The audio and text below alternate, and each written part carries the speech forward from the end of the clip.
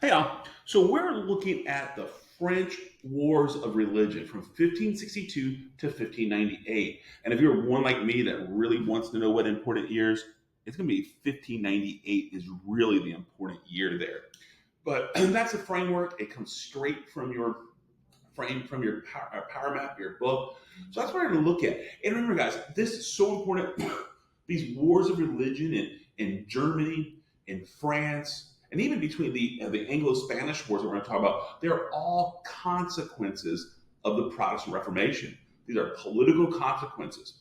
Now, the two questions I really want to be able to answer before we leave this PowerPoint is number one, how did religion polarize France and nearly turn it into a theater of war? And when we use this word polarize, we've been using spectrums, right? Polarize. What you do, you have a spectrum. Here's a center. And remember, you always want to be somewhere in the center. If your country's in the center, everything's cool. There's not extremity. There's no chaos.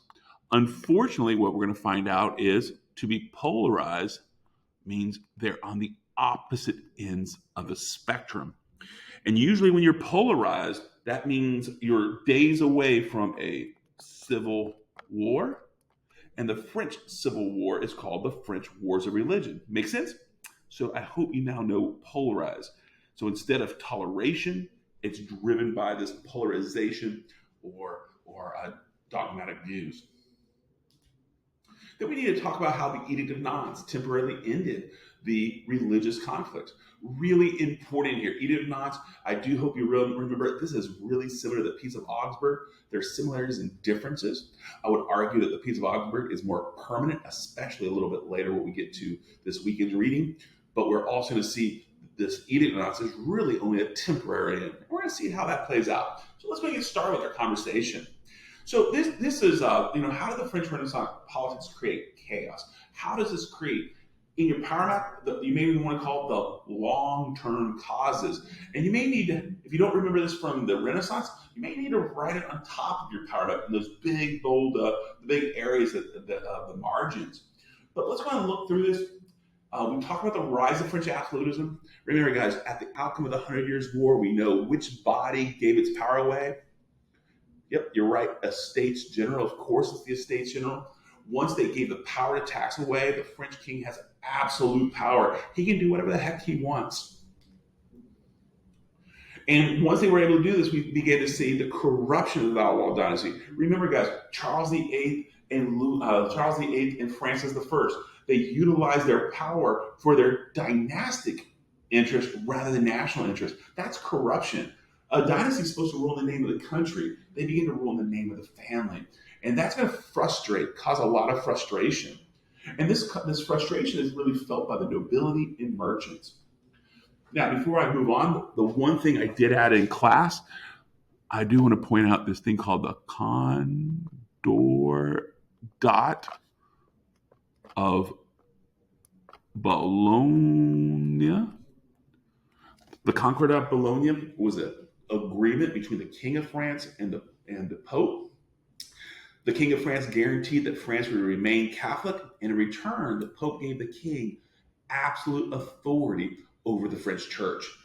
Not religious stuff, but political stuff like that. So the Valois dynasty, of course, they're never in the height of the Reformation. They're not looking to do anything other than centralize using Catholicism. So I do think that's kind of important. The Concordat of Bologna. Right. Now, with that said, the nobility and merchants, remember guys, coming out of the Italian wars and the Habsburg Valois wars that we talked about in the Renaissance and the German wars of religion, we know that the French nobility and the French merchants were frustrated. It's kind of odd because this is the moment in which the nobility and merchants actually hook up to each other. Typically they're opposed to each other, but here they have a common enemy, the Valois dynasty. Remember, guys, the nobility and merchants have no real political power because the Estates General is not really powerful. So what do? They use religion to decentralize. So we have the political cause, absolutism, the reduction of power of the Estates General, and the corruption of the Valois dynasty. That's all political. Then, because we know that the Concord of Bologna unites France religiously with Catholicism, This is where the nobility and merchants began to realize the only way that they could decentralize France and reduce the power of the king was to convert to Huguenots. Huguenots are French Catholics, or excuse me, French Calvinists, of course, duh. By the 1550s, France has an emerged of a power vacuum that was being held together by Henry II. What I mean by that, guys, is as we begin to see this spectrum here, most of France is over here Catholic, right? It's about 90% are Catholic. But over here, the Huguenots and nobility, important people, they were Huguenots. They were attempting to use their power to divide, decentralize. Well, with these two dogmatic groups, we're about to snap into a civil war. If you have questions about that before the quiz, I will definitely answer those. But I want to point out Henry II. I really think he's the last real great Valois king. You need to make sure you remember this word. He was a politic because he began to realize religion was less important in his nation state. And because of that, he wanted to work with the Huguenots. As a politic, he was a king who put national interests or dynastic interests over religious conviction. So Henry II made several agreements with the Huguenots to prevent a religious civil war.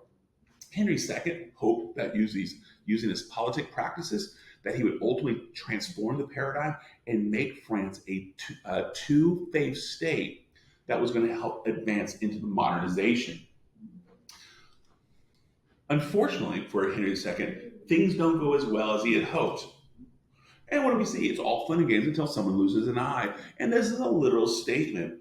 During a jousting accident, Henry II was winning, and as he was winning the jousting exercise, he was knocking off the other dude, but out of nowhere, the wooden joust of his competitor shatters. And as it shatters, a piece of bark, a large splinter, rams into his eye and lodges into his brain. Henry II dies at a very young age. He's in his mid to late 20s. And when he dies, he leaves a child kings to rule in his name. The problem is, as a child king, they have to have a regent. Catherine de' Medici, or Henry II's wife, rules as regent.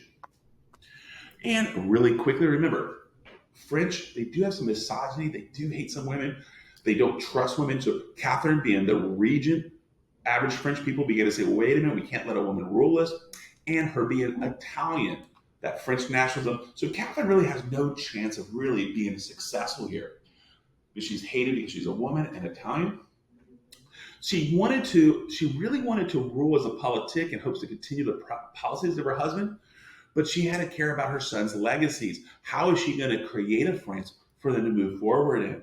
So what did they do? Instead of, when politics really weren't working, she sided with the ultra Catholics. So I want to point out here, weak. So she shifts over here, joining the ultra Catholics, and that leaves the Huguenots in a position of weakness. And we're going to see how that really creates the immediate atmosphere for the wars of religion.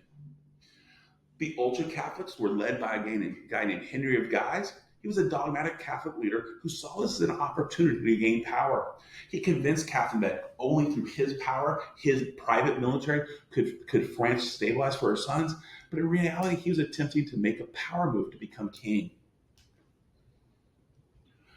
But he doesn't tell her that part. He strikes a deal, and Catherine allows Henry of Guise to begin to lead the French military. Remember, he has his private military, so this creates a lot of chaos. So as we kind of shift, I do want to point out that ultra Catholics discredit themselves. Discredit means by doing something wrong where you lose favor. And again, the ultra Catholics are on the verge of transforming France into this dogmatically Catholic country. Henry of Guise is saying, how can I do that? He's trying to convince the majority of French to follow him. He seemed to be doing something very well until something bad happens. He has this Catholic League, or the Holy League, and his goal began to get rid of the Huguenots. This is kind of like a genocide or an ethnic cleansing. And he begins to passionately want to rid France of all Huguenots. This is where he goes awry. Instead of bringing France together, he continues to polarize, and eventually he discredits himself and he alienates the ultra Catholics. What occurs? Well, I want to point out most French Catholics were okay with the policies of letting the Huguenots exist in France. They do them, we do us, everything's hunky dory. Henry of Guise attempted to convince Catherine and that this was the moment to centralize France with Catholicism. That seemed to go against the average Frenchman's view. She gives a thumbs up and hopes to create a power move by getting rid of the Huguenots. I think she felt that she would stabilize the Valois dynasty for her sons. And what happens? The massacre at Vassy in 1562 that actually initiates the whole religious civil war. This was where the Holy Catholic League utilized their military to slaughter people at church, men, women, and children. This really shocked everyone, and all of a sudden, instead of the average Catholic saying, "Hey, I can hang out with Henry of Guise," they begin to turn against them. So that's the first massacre. Now, everything seems to be trying to stabilize. Henry of Guise like, what can I do? And unfortunately, we have the marriage of Henry of Navarre and the Valois princess. And in 1572, Henry of Guise realized that if the Valois kings die, Henry of Navarre, who is a Huguenot, would become king. He utilized their marriage on St. Bartholomew's Day of 1572 as an opportunity to try to crush everyone. And this was even a larger slaughter. Here we see Catherine de' Medici observing the men, women, children, and even babies were slaughtered during this time period. It was a much worse massacre than in Vassy, and all of a sudden it begins to, this is where really the average Catholic said, we can't trust Henry of Guise. You're not only killing the soldiers, you're killing their entire families. And at the outcome of that, most French were shocked, and the Catholic League was alienated. So all of a sudden, we begin to see here, here's the Catholic League, here's the Huguenots. Most moderate Catholics begin to say, wait a minute, we like the Huguenots better than the Ultra. So they become alienated, and we're about to get violent. I also want to point out, this is a really bad time with the St. Bart's Day massacre.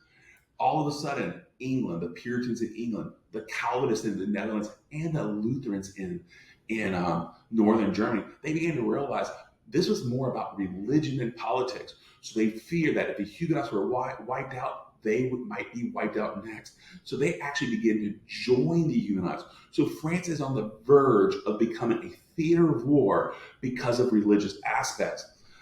Thankfully for France, Henry III steps up, and Henry III becomes king, the last Valois king. And we see this. And he rules as a politic. He didn't trust Henry of Guise. He feared that Henry of Guise was using his position to try to overthrow the Valois dynasty. So he decided as a politic, instead of working with Henry of Guise, he hooked up with Henry of Navarre. And remember, guys, Henry of Navarre, he's the one that married the Valois princess. He was that quote unquote confused leader of the Huguenots. He was a Huguenot, he was a Catholic, he was a Huguenot, he was a Catholic. Again, clearly his religious convictions weren't that important to him, and he was part of that Bourbon family. So we begin to see now the Bourbon family is married into the Valois dynasty. Hope that makes sense to you. And of course, the third Henry is the Henry of Guise. We've already talked about him. This is why this part of the French Wars of Religion is called the War of Three Henrys. And there is the outcomes, a hope of stability. This is the moment where the Valois-Bourbon alliance overwhelmed the Holy League, the Catholic League. Guise realized he did not have the resources, and he was about to, seems like he's about to end the war. But unfortunately for him, Henry III hired a bowsman, and Henry of Guise one day came out of his war tent, sleeping. He tried to wake up, and the bowman hit him in the head with an arrow, and he dropped dead. Maybe he had a splitting headache. Ha ha. But in the end, once Henry of Guise is done, the Holy League collapses, and Henry III seems to be in a stable position. As a politic, he's hoping to lead France towards modernization and relieving the religious differences. Unfortunately for him, a little bit later, a crazed monk, here's an image of it, he went, if you don't know what I'm doing, I have this little hand with a sword, and the crazed monk stabs Henry III to death. Unfortunately for the Valois dynasty, Henry III has no son, no heir, so therefore the dynasty is over with. We're now on the verge. France, without a king, can absolutely turn to a theater of war. We've already talked about these things. There's these religious, dogmatic things. But what happens? This is when Henry IV, Henry of Navarre, becomes Henry IV. He establishes a new dynasty. With the Valois dynasty, the religious civil wars almost got much worse, and Henry IV converts to Catholicism. He permanently converts to Catholicism. He's not going to go back to Huguenot, and he does it because he wants to be king. When asked why did he convert, I love what he said here. Paris is well worth a mass. If you don't know what a mass is, it's a Catholic service. Does this seem like a passionate conversion? Heck no. When he says Paris is well worth a mass, he became a Catholic only to become king. Henry IV established the final dynasty of France. This will carry us all the way to the end of the monarchy. And we have the Bourbon France. The Bourbon dynasty, you do need to know, it comes after the Valois dynasty. And his number one goal was to end the religious civil wars, and he issued the Edict of Nantes. In 1598, the wars of religion come to an end with the Edict of Nantes. Please have that year memorized. It's the 1 year I want you to do, and it really brings an end to the 16th century. We'll talk more about that in our next unit.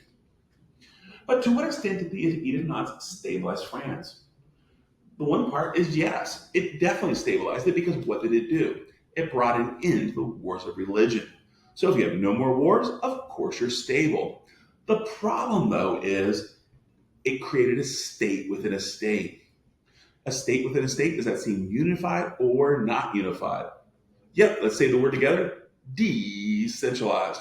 And who had the special power? The Edict of Nantes created, the Huguenots were able to have special military, political, and religious powers that separated them from the rest of France. The Edict of Nantes said wherever the majority of people are Huguenots, they can have their own fortifications, their own political leaders, and they would have religious freedom. Now, real fast, can you be a Huguenot anywhere in France? No, only in areas that were a majority. The whole point was to concentrate, and they were hoping to create a new mindset that France would be a by faith country. But I want to point out, this is evidence that really Henry IV is not really that much of a Catholic. If he's truly converted into a passionate Catholic, instead his number one action was to protect his Huguenot brothers. And that's the Edict of Nantes. Henry IV feared that in his death, another religious civil war would start. Therefore, he wanted to provide the protections, the political, religious, and maybe most importantly, military privileges. The Huguenots were able to form their own fortresses, and this was really getting ready for a future religious civil war. So, before we get there, so I want to point out the Edict of Nantes. What it does, the Catholics are over here. They're happy because no more war. The Huguenots are here. They're happy because they have their special rights. But are they united? So therefore, the Edict of Nantes does what? It polarized, and the Huguenots are alienated. And as long as Henry IV is alive, the Huguenots are protected. Henry IV hoped to live long enough to change that paradigm, which would take 20, 30, 40, 50 years. Unfortunately for him, another crazed monk. A crazed monk who didn't trust his conversion broke out a knife and went, and in 1610, Henry IV is dead. And who is now fearful? I pray that you said Huguenots, because the Huguenots are about to be challenged, and we'll see that in the next unit. So therefore, I would say the Edict of Nantes stabilized France only to a minimal extent. Yes, it ended the war right away, but it creates a long-term problem because it did not unite France. I hope that makes sense. And there we go. So I hope that makes sense. I hope you were able to follow along. I will put this up right now.